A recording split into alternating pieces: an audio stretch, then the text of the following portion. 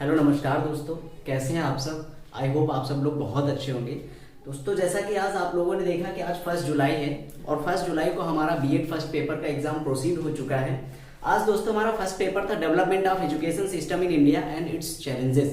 दोस्तों आप में से बहुत सारे लोग ऐसे भी होंगे जिनका पेपर बहुत अच्छा गया होगा, वो काफ़ी हैप्पी होंगे, और कुछ लोग ऐसे होंगे जिनका पेपर थोड़ा सा डाउन हो गया, थोड़ा सा खराब हो गया है, तो वो थोड़ा सा दुखी होंगे। दोस्तों सबसे पहले मैं आपको बता दूं, अभी आपका आज फर्स्ट पेपर ही हुआ है, अभी 3 पेपर और बाकी हैं, तो इसके लिए आपको बहुत ज़्यादा डिमोटिवाई होने की ज़रूरत नहीं है। तो दोस्तों आज इसी को हम लेते हुए आज हमने क्या किया है, जो हमारा फर्स्ट पेपर हुआ है इसके आंसर की हमने निकाली है, और ये सारे क्वेश्चन हमने गूगल किए हैं, या जो भी क्वेश्चन इधर से इधर उधर से जो हमारी नोट से मिले उनसे हमने इनके आंसर की निकाल ली है। कुछ क्वेश्चन ऐसे हैं जो अभी नहीं मिल पाए हैं, जिन पे कोई ना कोई डिबेट चल रहा है, तो वो क्वेश्चन छोड़ देते हैं। और हमारी जो आंसर की थी वो थी डी ग्रेड की, यानी कि मेरा जो सीरीज थी वो डी थी। अगर आप में से जिसकी भी डी होगी तो उसे मिलाने में कोई प्रॉब्लम नहीं होगी, और जो भी बच्चे होंगे जिनकी ए बी सी एंड ई वगैरह जो भी होगी, तो वो लोग क्या करेंगे, वो लोग हमारे साथ क्वेश्चन को मैं रिपीट करूंगा, क्वेश्चन को मैं पढ़ूंगा, और उसके बाद मैं आपको यहाँ पे आंसर बताऊंगा। तो आप लोग आपस में मिलाते चलिएगा, क्योंकि अब बहुत सारे बच्चे ये देख रहे होंगे कि कहीं ना कहीं से हमारे आंसर के मिल जाए और हमें पता चल जाए कि हमारे एग्जैक्टली कितने क्वेश्चन सही हुए हैं और एग्जैक्टली कितने क्वेश्चन रॉन्ग हुए। दोस्तों अगर पेपर की बात की जाए तो पेपर ना बहुत ज्यादा इजी था। हाँ ये जरूर कह सकते हैं कि एक मॉडरेट लेवल था पेपर, क्योंकि ये एक ऐसा होता है जो डेवलपमेंट ऑफ एजुकेशन सिस्टम है, ये हम लोगों का कोई प्रारंभिक सब्जेक्ट नहीं रहा है, हम लोगों ने इसे प्रारंभ में बिल्कुल नहीं पढ़ा है। तो होता क्या है कि बहुत सारा कंफ्यूजन क्रिएट हो जाता है इसमें, है ना, तो उसकी वजह से काफी क्वेश्चन गलत हो जाते हैं। ऐसा मेरे साथ भी हुआ है। तो आइए हम लोग क्वेश्चन को आंसर मिलाते हैं। दोस्तों सबसे पहले अगर बात करें, हमारा फर्स्ट क्वेश्चन हमारी D booklet series number D है, और इसका फर्स्ट क्वेश्चन है लॉर्ड मैकाले को काउंसिल के किस पद पर भेजा गया। तो दोस्तों अगर मैकाले की बात की जाती है तो मैकाले जो थे ये क्या थे, ये फर्स्ट नंबर क्वेश्चन है। मैकाले जो हमारे थे वो शिक्षा सलाहकार थे, यानी ऑप्शन नंबर सी, ये क्या थे, ये शिक्षा सलाहकार थे। दोस्तों ये कौन थे, ये शिक्षा सलाहकार थे। तो आपका फर्स्ट क्वेश्चन का option number C is the right answer of this question. उसके बाद आ जाते हैं वर्धा शिक्षा सम्मेलन कब हुआ था, यानी कि वर्धा शिक्षा सम्मेलन जो हुआ था, दूसरे का ऑप्शन बी सही हो जाएगा। कौन सा हो जाएगा, बी। वर्धा शिक्षा सम्मेलन कब हुआ था, ये हमारा हुआ था 1937 में। दोस्तों अगर उसके बाद हम बात करें क्वेश्चन नंबर 3 की, तो क्वेश्चन नंबर 3 हमारा था वुड एबर्ट रिपोर्ट 1936 एंड 37 कितने भागों में प्रस्तुत थी। तो सॉरी दोस्तों इसके लिए ये कोई, क्योंकि इसका आंसर अभी हमें नहीं मिल पाया है, हमने गूगल भी किया लेकिन उसमें बहुत सारा मतलब डिबेट दे रखा था, तो वो हमारी भी समझ में नहीं आया। तो जो भी हमें आंसर क्लियर पता है मैं वो ही आपको बता रहा हूं। फिर क्वेश्चन नंबर 4, अगर हम क्वेश्चन नंबर 4 की बात करते हैं, 4 हमारा है गोखले ने केंद्रीय धारा सभा में अपना विधेयक कब प्रस्तुत किया। तो दोस्तों ये हमारा प्रस्तुत किया गया था 19 मार्च 1910 को प्रस्तुत किया था। कब किया गया था, 1910 को, यानी कि ऑप्शन नंबर ए कौन सा हो जाएगा आपका, option number A is the right answer of this question. उसके बाद आ जाते हैं क्वेश्चन नंबर 5। क्वेश्चन नंबर 5 हमारा श्री अरविंद द्वारा स्थापित अंतरराष्ट्रीय शिक्षा केंद्र कहाँ स्थापित किया गया था। तो दोस्तों अगर आपने थोड़ी सी भी हिस्ट्री को पढ़ा होगा तो उसमें इन्होंने दिखाया है कि ये पांडिचेरी में इन्होंने स्थापित किया था, और फिर ये जाके वहीं पे रहने लगे थे, है ना। तो क्वेश्चन नंबर 5 का हमारा कौन सा आंसर सही हो जाएगा, क्वेश्चन नंबर 5 का option number A is the right answer of this question. फिर आ जाते हैं क्वेश्चन नंबर 6 की तरफ। किस पे आ जाते हैं हम लोग, क्वेश्चन नंबर 6। देखो क्वेश्चन नंबर 6 हमारा क्या कहता है, नवोदय विद्यालयों की स्थापना का सुझाव किसने दिया था। तो जो नवोदय विद्यालय थे उनकी स्थापना का सुझाव जो दिया गया था वो न्यू एजुकेशन पॉलिसी जो आई थी हमारी 1986 में, उसमें दिया गया था। कौन सी न्यू एजुकेशन पॉलिसी कब आई थी, 1986 में, यानी A option is the right answer of this question. फिर आ जाते हैं क्वेश्चन नंबर 7 पे। क्वेश्चन नंबर 7 कह रहा है सन 1882 के हंटर आयोग की सिफारिश किसने की थी। तो हंटर आयोग की जो सिफारिश की थी वो ऑप्शन नंबर डी हो जाएगा। क्वेश्चन नंबर 7 का ऑप्शन नंबर डी आपका सही हो जाएगा।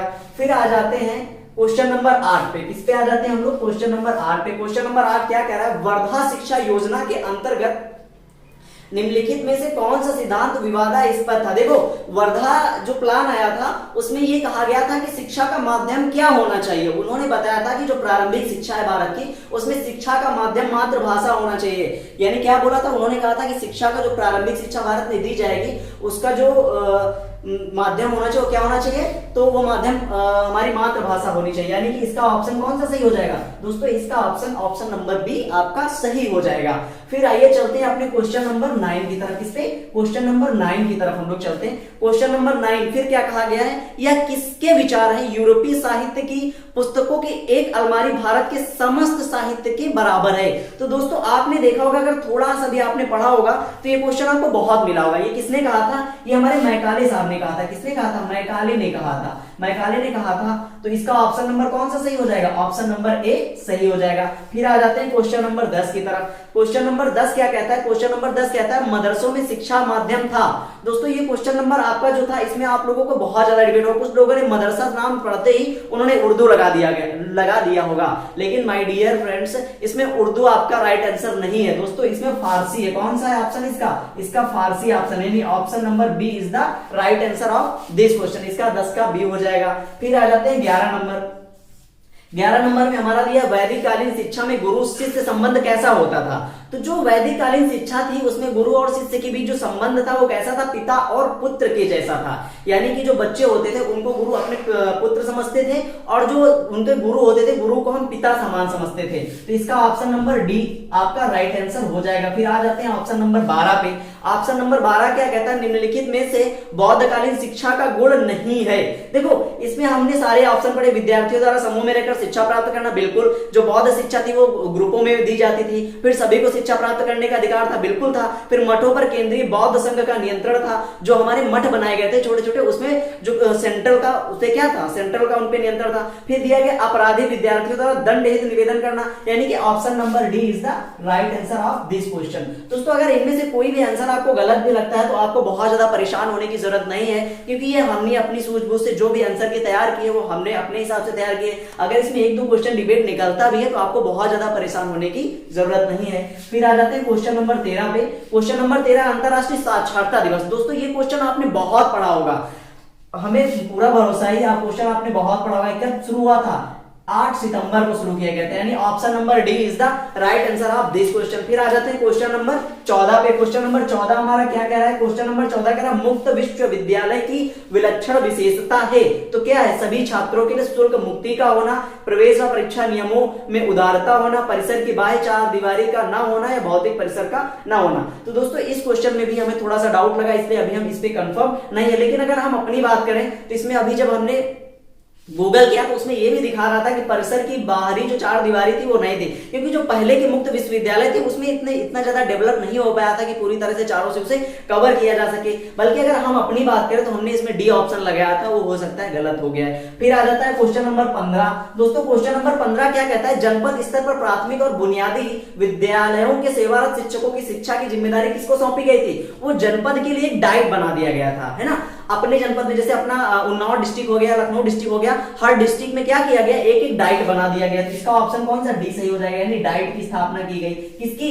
डाइट की स्थापना की गई। तो दोस्तों आ जाते हैं क्वेश्चन नंबर 16 पे। बहुत ज्यादा यहाँ गर्म हो रही। देखो क्वेश्चन नंबर 16 क्या कह रहा है? क्वेश्चन नंबर 16 कह रहा है भारतीय संविधान की प्रस्तावना में भारत के लोगों के विभिन्न प्रकार की स्वतंत्रता का उल्लेख किया गया है। अच्छा देखो, आपने अगर भारत की स्वतंत्रता जो इंडियन कॉन्स्टिट्यूशन की जो प्रस्तावना अगर उसमें आपने पढ़ा होगा तो आपने जरूर ये क्वेश्चन सही किया होगा। उसमें क्या दिया हुआ है? हम सब भारत के लोग भारत को एक संपूर्ण प्रभुत्व संपन्न समाजवादी पंथ निरपेक्ष गणतंत्र लोकतंत्रात्मक राष्ट्र बनाने के लिए उसके समस्त नागरिकों को विचार अभिव्यक्ति की स्वतंत्रता। इसमें साफ साफ दो शब्द कौन से दिए गए?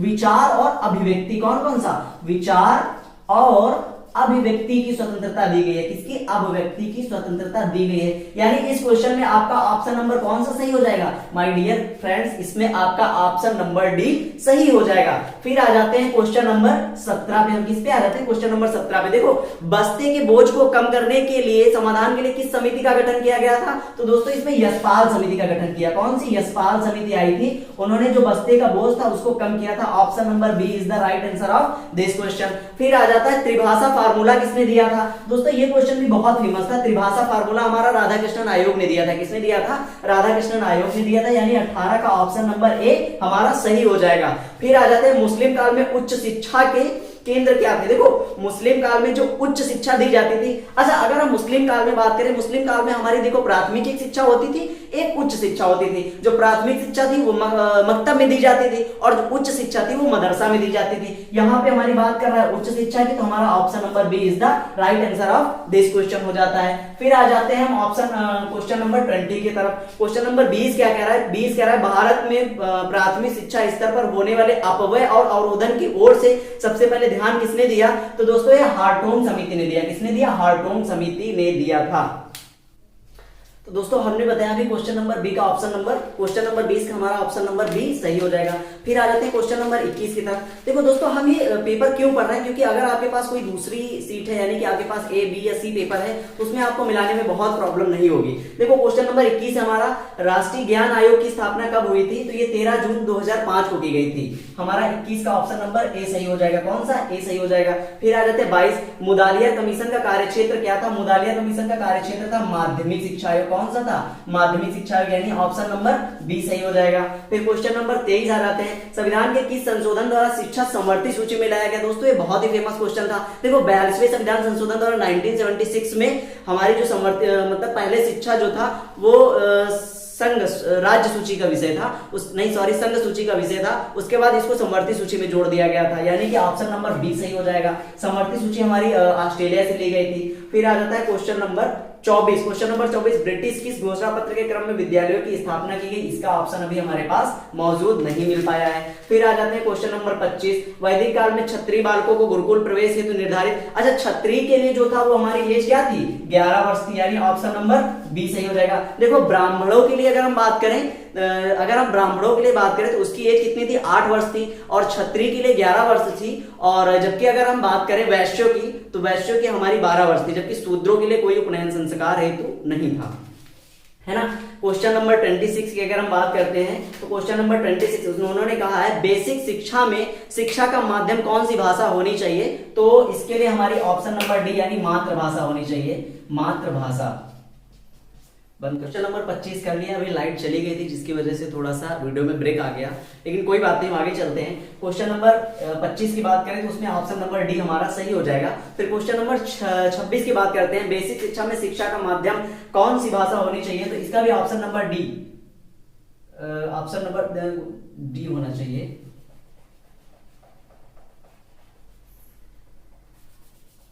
थोड़ी सी मिस्टेक हो गई है यहाँ पे।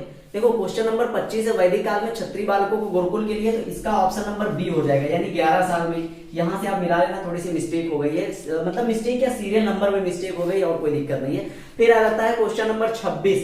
क्वेश्चन नंबर 26 में बेसिक शिक्षा में शिक्षा का माध्यम कैसा होना चाहिए? तो इसका ऑप्शन नंबर डी है। कैसा होना चाहिए? मातृभाषा होनी चाहिए, हमारी जो मातृभाषा है उसमें हमें शिक्षा देनी चाहिए। फिर आ जाता है क्वेश्चन नंबर 27 में मुस्लिम शिक्षा प्रणाली में बिस्मिल्लाह खानी वर्ष क्या था? 4 वर्ष 4 माह 4 दिन, यानी option number A is the right answer of this question. फिर आ जाता है क्वेश्चन नंबर 28 क्या कहता है? सर्व शिक्षा अभियान के घटक हैं, तो 28 में हमारा डी सही हो जाएगा, यानी उपरोक्त सभी हो जाएगा। फिर आ जाता है क्वेश्चन नंबर 29 में भारत में प्रौढ़ शिक्षा हेतु निर्धारित आयु क्या थी? तो प्रौढ़ शिक्षा के लिए दोस्तों 15 से 35 वर्ष थी। कितनी थी? 15 से 35 वर्ष, या ऑप्शन नंबर सी हमारा सही हो जाएगा। फिर आ जाते हैं 30 पे दिया है राष्ट्रीय माध्यमिक शिक्षा अभियान का प्रारंभ कब किया गया था? तो हमारा मार्च 2009 में किया गया था। कब किया गया था? 2009 में, यानी option number A is the right answer हो जाएगा। फिर आ जाते हैं क्वेश्चन नंबर 31 पे, नैक का मुख्यालय कहां पे है? तो नैक का मुख्यालय बेंगलुरु में। कहां पे है? बेंगलुरु में है हमारा, इसका ऑप्शन नंबर ए सही हो जाएगा। फिर आ जाते हैं क्वेश्चन नंबर 32 पे। क्वेश्चन नंबर 32 है डी स्कूलिंग सोसाइटी, पुस्तक के लेखक कौन है? Ivan Ilyich. कौन है? Ivan Ilyich. Option number D आपका सही हो जाएगा 32 में। फिर ऑप्शन नंबर क्वेश्चन नंबर 33 आ जाता है।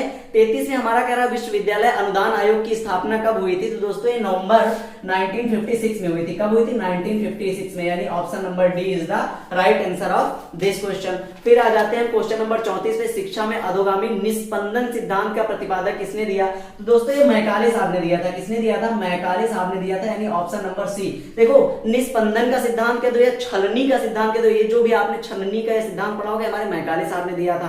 फिर पराविद्या का प्रमुख उद्देश्य क्या था? तो इसका ऑप्शन नंबर डी, यानी आध्यात्मिक, क्या था? आध्यात्मिक विकास करना। देखो पराविद्या और अपराविद्या, पराविद्या का मतलब होता है जो हमारे वेद होते हैं, उनकी जब हम उनको उनकी जब विद्या मतलब हम ग्रहण करते हैं तो उसे परा विद्या कहते हैं। और अपरा विद्या वो हो जाती है जिसमें हम भूगोल हो गया, इतिहास हो गया, ये सारी चीजों का जब हम अध्ययन करते हैं तो उसे अपरा विद्या कहते हैं। फिर क्वेश्चन नंबर 36 आ जाते हैं। क्वेश्चन नंबर 36 हमारा कह रहा है वैदिक कालीन शिक्षा पद्धति थी, कैसी थी दोस्तों? ये मौखिक थी। इस क्वेश्चन में आप लोगों ने बहुत गलत किया होगा, मौखिक थी, यानी ऑप्शन नंबर ए सही हो जाएगा। देखो यहाँ पे हमारी हैबिट पड़ चुकी होती है, जहां पे उपयुक्त ए प्लस बी करके ऑप्शन मिल जाता है हम उसको टिक कर देते हैं। लेकिन अगर हम बात करें वैदिक कालीन शिक्षा पद्धति जो थी वो हमारी मौखिक थी, ना कि मौखिक और लिखित थी।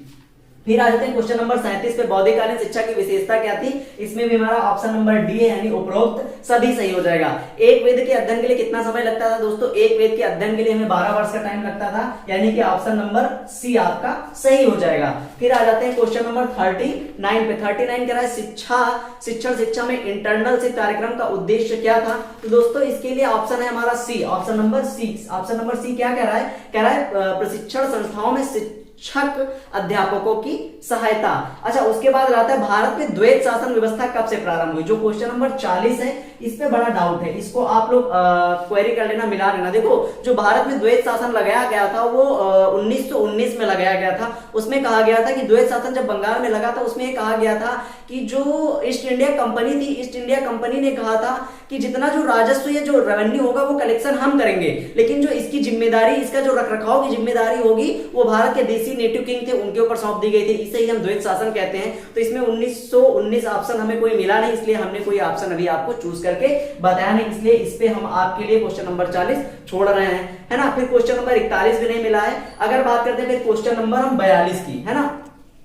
क्वेश्चन नंबर 42 की बात करते हैं, इसमें सिद्ध रस्तु नामक पुस्तक का अध्ययन करना होता है। ये भी क्वेश्चन अभी हमें नहीं मिल पाया है, यानी कि 40, 41, 42 इनके आंसर अगर आपको पता हो तो आप हमें मैसेज कर सकते हैं। फिर आ जाता है पाश्चात्य शिक्षा विवाद कहां से प्रारंभ हुआ? तो दोस्तों ये हमारा 1813 ईस्वी में प्रारंभ हुआ था, यानी ऑप्शन नंबर ए आपका सही हो जाएगा। फिर क्वेश्चन नंबर 44 है, 10 सिक्का पदानी किस काल के संबंधित है? ये भी अभी हमें आंसर नहीं मिल पाया है, हमने गूगल किया लेकिन मिल नहीं पाया है। फिर आ जाते हैं अपरा विद्या किससे संबंधित है? इसमें ऑप्शन नंबर बी आपका सही हो जाएगा। अभी मैंने आपको बताया अपरा और परा विद्या किसे कहते हैं। भारतीय शिक्षा का आरंभ किसे माना जाता है? तो देखो भारतीय शिक्षा हमारी जो आरंभ माना जाता है वो हमारा कहां से माना जाता है? वो हमारा वेद से माना जाता है। जब से हमने वेद पढ़ना शुरू किया तब से हमारी शिक्षा स्टार्ट हो गई। फिर बात करते हैं क्वेश्चन नंबर 47 की, किस आयोग ने पंचमुखी कार्यक्रम प्रस्तुत किया? तो दोस्तों ये ऑप्शन नंबर सी, कौन? कोठारी आयोग ने प्रस्तुत किया। किसने किया था? कोठारी आयोग ने। Option number C is the right answer. फिर आ जाता है क्वेश्चन नंबर 49, क्वेश्चन नंबर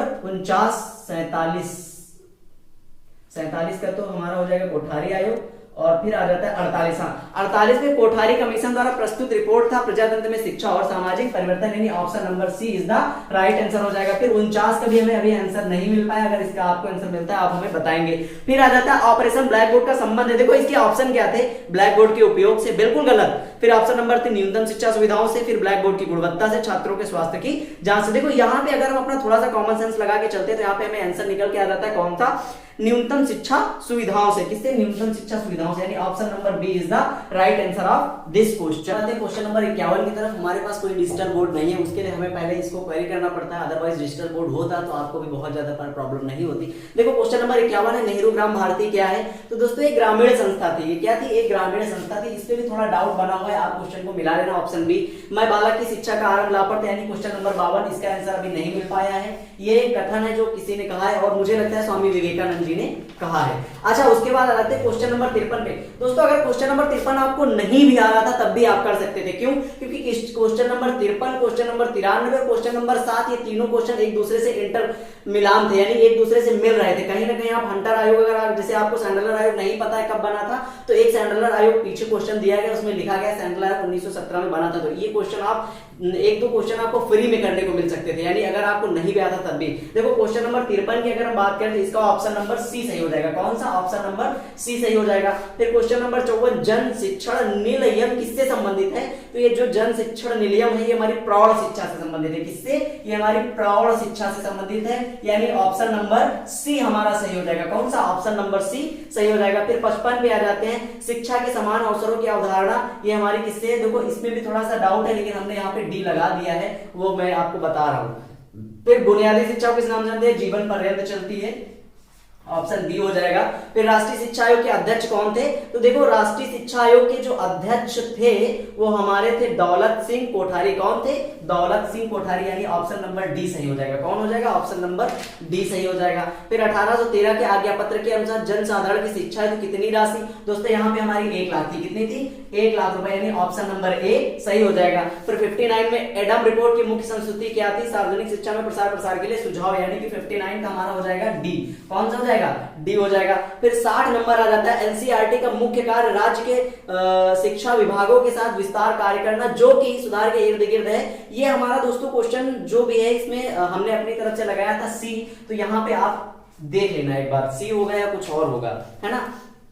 फिर आ जाता है भारत में शिक्षा के सार्वभौमिकरण में मुख्य बाधा क्या थी? तो इसमें ऑप्शन नंबर 61 ऑप्शन नंबर 61 का डी हो जाता है। यहाँ पे उपरोक्त सभी था, यानी ये सभी हो जाता है, निर्धनता हो जाती है बाधा। देखो अगर आपके पास पैसा नहीं है तो आप पढ़ नहीं सकते हो, सबका विकास नहीं हो सकता है। सामाजिक पिछड़ापन, यानी कि अब भी आपने देखा कि हमारे समाज में बहुत सारा पिछड़ापन बना हुआ है। निरक्षरता, यानी कि जो आपके गार्जियन है वो पढ़े लिखे नहीं है तो आपको कैसे गाइड करेंगे? तो यहाँ पे ऑप्शन डी हमारा सही हो जाएगा। फिर आ जाते हैं बौद्ध शिक्षा प्रणाली में उच्च शिक्षा में प्रवेश से पूर्व संस्कार दिया जाता था। उच्च शिक्षा की बात कर रहा है तो उच्च शिक्षा में हमारा कौन सा हो जाएगा? उपसंपदा संस्कार। कौन सा हो जाएगा? 62 में उपसंपदा संस्कार। कौन सा? उपसंपदा संस्कार। देखो दो प्रकार के संस्कार, बौद्धकालीन शिक्षा में दो प्रकारों के संस्कार की व्याख्या की गई। कौन सा? एक था प्रबज्जा संस्कार। प्रबज्जा संस्कार जो होता था वो हमारा प्राथमिक शिक्षा पे होता था और जो उपसंपदा संस्कार था वो हमारी उच्च शिक्षा पे होता था। देखो जो प्रबज्जा संस्कार था वो हमारा मकतब में दिया जाता था और मदरसों में हमारा उपसंपदा संस्कार। तो यहाँ पे option number B is the right answer of this question. फिर मदरसा शब्द की उत्पत्ति किससे हुई है? तो दोस्तों ये दरस शब्द से हुई। किससे हुई है? दरस शब्द से हुई, यानी ऑप्शन नंबर बी आपका सही हो जाएगा। फिर हम आ जाते हैं क्वेश्चन नंबर 64, भारतीय शिक्षा का मैग्ना कार्टा वुड डिस्पैच को कहते हैं, सबको आ गया होगा क्वेश्चन। फिर आ जाते हैं क्वेश्चन नंबर 65 पे। 65 प्रवज्जा संस्कार के पश्चात बालक को क्या कहा जाता है? तो बालक को भिक्षु कहने लगते थे बौद्ध धर्म में, है ना। फिर आ जाते हैं विश्व भारत भारती की स्थापना किसने की थी? तो ये हमारी रविंद्रनाथ टैगोर साहब ने की थी। किसने की थी? रविंद्रनाथ टैगोर ने की थी। फिर 67 जो है ये भी किसी का कथन है, इसको मैंने नहीं किया है तो ये हमारे पास ऑप्शन मौजूद नहीं है। साइमन कमीशन ने शिक्षा के क्षेत्र में हुए विकास की समीक्षा के लिए किस समिति की स्थापना की? तो ये हार्टोंग समिति की स्थापना की थी। किसने की थी? हार्टोंग समिति हो गया। फिर आ जाते हैं भारत में सरकारी सेवाओं में नियुक्ति हो तो किस वर्ष अंग्रेजी को अनिवार्य बना दिया गया? तो दोस्तों हमारा 1844 में बनाया गया था। कब? 1844 ईस्वी में। ऑप्शन नंबर बी आपका सही हो जाएगा। देखो लॉर्ड मैकाले के द्वारा भारत में अंग्रेजी शिक्षा की शुरुआत की गई थी। फिर 1844 ईस्वी में उन्होंने कहा कि अगर भारत में आपको सरकारी नौकरी करनी है तो उसमें आपको अंग्रेजी सीखना ही पड़ेगा। तो 1844 right answer of this question. फिर आ जाते हैं क्वेश्चन नंबर 17 का आंसर अभी हमारे पास मौजूद नहीं है। फिर आ जाते हैं क्वेश्चन नंबर 71 है, भारत में प्राथमिक शिक्षा सर्वप्रथम किस राज्य ने अनिवार्य की? तो दोस्तों ये हमारी बड़ौदा ने। किसने? सी, यानी बड़ौदा ने की। किसने की? बड़ौदा, है ना। ऑप्शन नंबर 73 पे, यानी क्वेश्चन नंबर 73 पे आ जाते हैं, दूरस्थ शिक्षा प्रणाली में बीएड कार्यक्रम की अवधि क्या थी? वैसे तो 2 वर्ष होती है लेकिन अगर यहाँ पे कुछ और है तो बता नहीं सकते हैं। 71 में बड़ौदा है, ये 70 के बाद 70 नंबर पे डाउट हो गया, 71 पे हमारा बड़ौदा है। ये हमारा जो 71 नंबर है ना भारत में, ये हमारा सी हो जाएगा बड़ौदा, ये हो जाएगा बड़ौदा। कुछ ऑप्शन गलत हो जा रहा है तो उस पर आपको ध्यान रखना है ना। फिर 71 पे आ जाता है हमारा 71 पे हमारा क्वेश्चन है, दूरस्थ शिक्षा प्रणाली में बीएड कार्यकाल की अवधि क्या थी? इसको भी हमने नहीं लगाया तो इसको हम छोड़ रहे हैं। 73 बौद्ध धर्म के संप्रदाय हैं तो हीनयान और महायान ये तो आपने पढ़ा ही होगा, ये सी हो जाएगा आपका 73 में। फिर 74 में आधुनिक भारतीय शिक्षा की आधारशिला किसने रखी थी? तो इसको भी अभी हमने छोड़ दिया है 74 नंबर को भी। फिर आ जाता है वैदिक कालीन शिक्षा संस्थाओं के रूप में थी तो 75 का ए हो जाएगा। किसमें थी? गुरुकुल में थी, 75 का ए हो जाएगा। 76 में भारत में मुस्लिम कालीन शिक्षा 1200 से 1700 थी, यानी ऑप्शन नंबर डी आपका सही हो जाएगा।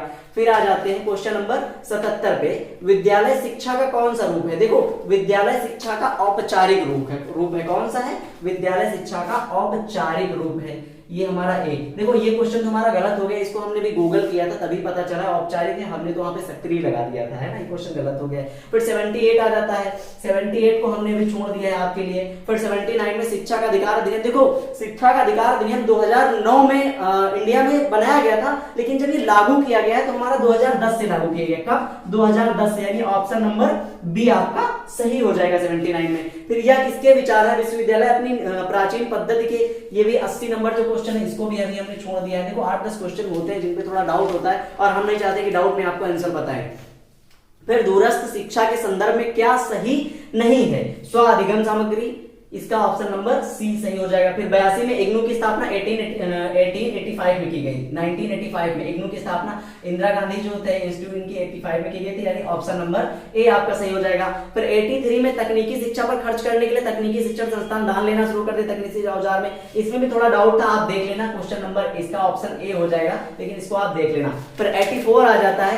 84 में SAA के तहत VEC का मतलब क्या है? तो ये ग्राम शिक्षा समिति, यानी ऑप्शन नंबर ए आपका सही हो जाएगा। 2011 की जनगणना 2021 की जनगणना के अनुसार जो भारत में साक्षरता दर है वो कितनी है? वो हमारी 74.04% नापी गई है, यानी कि ऑप्शन नंबर हमारा सी, ऑप्शन नंबर सी सही हो जाएगा। फिर 86 में आ जाते हैं। 86 में देखो शारदा अधिनियम जो आया था 1929 में, मैंने एक पहले भी वीडियो बनाया था, उसमें क्या हुआ था, उसमें भी मैंने आपको शारदा एक्ट के बारे में बताया था। शारदा एक्ट जो 1928 में पारित किया गया था, उसमें कहा गया था कि बाल विवाह कानूनी अपराध है, यानी जो पहले लड़कियों की विवाह की उम्र 14 वर्ष थी वो शारदा अधिनियम एक्ट के तहत बढ़ा के 18 वर्ष कर दी गई थी, यानी इसका ऑप्शन नंबर कितना सही हो जाएगा? ऑप्शन नंबर सी सही हो जाएगा। देखो ये वाला क्वेश्चन तुम्हारा मतलब बहुत उसमें गलत हो गया। अब मैं ओएमआर सीट भर रहा था और मैंने टिक लगाया हुआ है सी, क्योंकि मुझे अच्छी तरह से क्वेश्चन आता था और उसमें हमारा बी भर गया ओएमआर सीट में। तो ऑफलाइन पेपर में थोड़ी दिक्कतें होती है, इसलिए आपको पेपर को बहुत ही सावधानी के साथ देना है ना।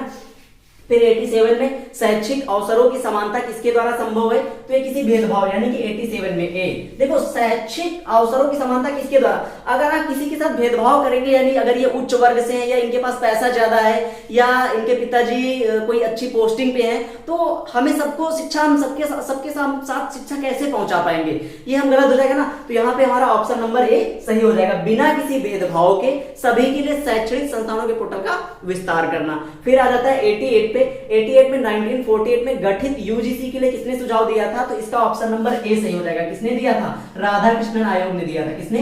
राधाकृष्णन जो आयोग थे उन्होंने यूजीसी के लिए सुझाव दिया, यूजीसी की स्थापना करवाई थी। अच्छा फिर आ जाते हैं, मिलान कीजिए। देखो 89 क्वेश्चन आ जाता है। 89 में आपने कुछ तो, मान लीजिए आपको कुछ नहीं आता, लेकिन फिर भी आप क्वेश्चन को कर सकते थे। कैसे कर सकते थे?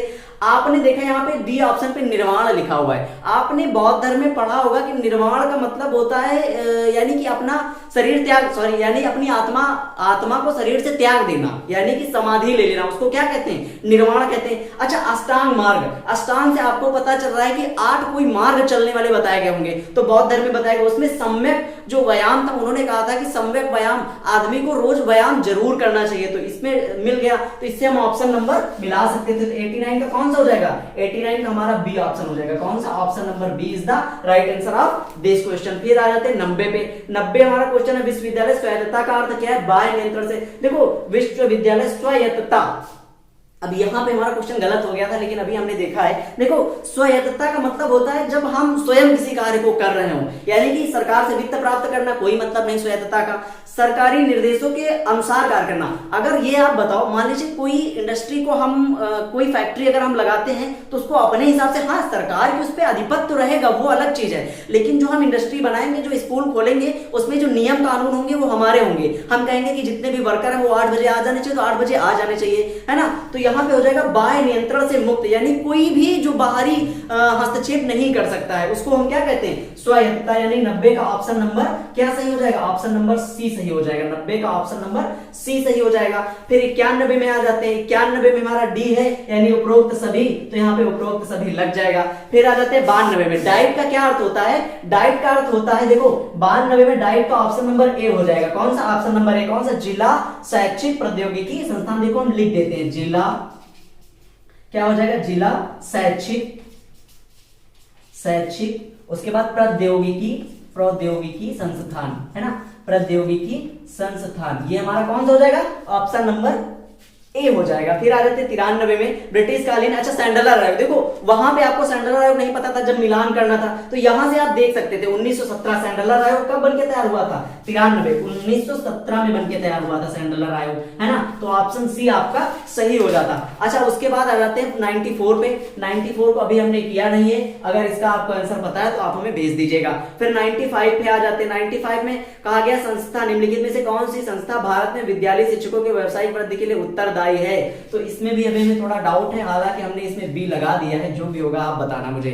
वुड एबल समिति का कार्य क्षेत्र क्या था, सामान्य शिक्षा और व्यावसायिक शिक्षा, यानी 96 में क्या हो जाएगा, 96 में सी हो जाएगा, यानी ए और प्लस बी ये दोनों ऑप्शन हमारे हो जाएंगे। फिर 97 आ जाता है। 97 में पत्राचार, ये भी क्वेश्चन नहीं मिला, भारत में सर्वप्रथम किस विद्यालय ने पत्राचार शिक्षा की शुरुआत की, तो अभी ये भी क्वेश्चन डाउट पे चल रहा है ना। फिर आ जाते हैं 98 में मध्याह्न भोजन योजना किसके लिए है, देखो क्या केवल लड़कियों के लिए है, बिल्कुल नहीं, केवल SC ST के लिए है, बिल्कुल नहीं, प्राथमिक विद्यालय के बच्चों के लिए है ना कि निर्धन वर्ग के लिए। अच्छा ये बताओ जो MDH मिड डे मील बढ़ता है वो सबके लिए है ना, तो यहाँ पे ऑप्शन नंबर सी सही हो जाएगा। कौन सा, ऑप्शन नंबर सी। अच्छा 99 में बौद्ध काल में शिक्षा की माध्यम भाषा कौन सी थी, तो ये आपने अच्छे से पढ़ा होगा, कौन सी थी, पाली भाषा थी। कौन थी, पाली भाषा थी बौद्ध काल में, है ना। उसके बाद 100 नंबर आ जाता है। 100 नंबर में हमारा वैदिक कालीन परा पाठ्यचर्या में इसका अध्ययन सम्मिलित नहीं है। देखो यहाँ पे वैदिक काल में धर्माकूल आचरण, यानी जब वैदिक काल में शिक्षा दी जाती थी तो वहां पे सिखाया जाता था कि जो हमारा धर्म कहता है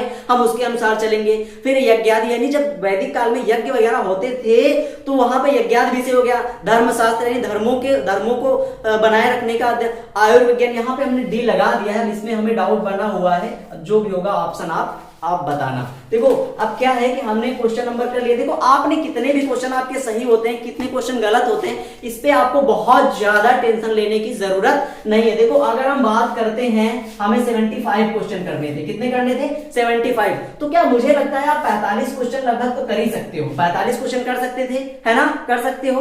अगर 45 का हम परसेंटेज निकाल के चले तुम्हारा कितना जाएगा, 25 या 75, 25 चुको 100 यानी 15 चुको 60%, यानी अगर 60% आप बना ले जा रहे हो फर्स्ट पेपर में, थोड़ा पेपर गड़बड़ भी हो गया, 60% बनना है तो आपको बहुत ज्यादा टेंशन लेने की जरूरत नहीं है, क्योंकि अगर आप इस तरह से टेंशन लोगे तो आने वाले जो एग्जाम है आपके वो गड़बड़ हो जाएंगे। तो माय डियर फ्रेंड, आपको क्या करना है, अब जितने भी जो भी कल एग्जाम लगा हुआ है उसके लिए आपको अच्छे से, आपने देखा कि आज के एग्जाम में क्या था, हमारा पढ़ा हुआ सब कुछ था लेकिन बहुत सारा डाउट बना हुआ था, तो आप इतना सारा मत पढ़ो, थोड़ा सा पढ़ो, 1 पेज पढ़ो, 2 पेज पढ़ो, लेकिन जो भी पढ़ो वो डाउट क्रिएट नहीं होना चाहिए। तो दोस्तों आप हमें हमारे कमेंट बॉक्स में जरूर बताइएगा कि आपको जो हमने सोल्यूशन प्रोवाइड कराया है वो आपको कैसा लगा, और जो भी क्वेश्चन अभी छूट गए हैं उन क्वेश्चनों का आंसर अगर आपके पास है तो आप मुझे जरूर प्रोवाइड कर दीजिएगा। और तब तक के लिए tata bye bye, thank you, जय हिंद, वंदे मातरम।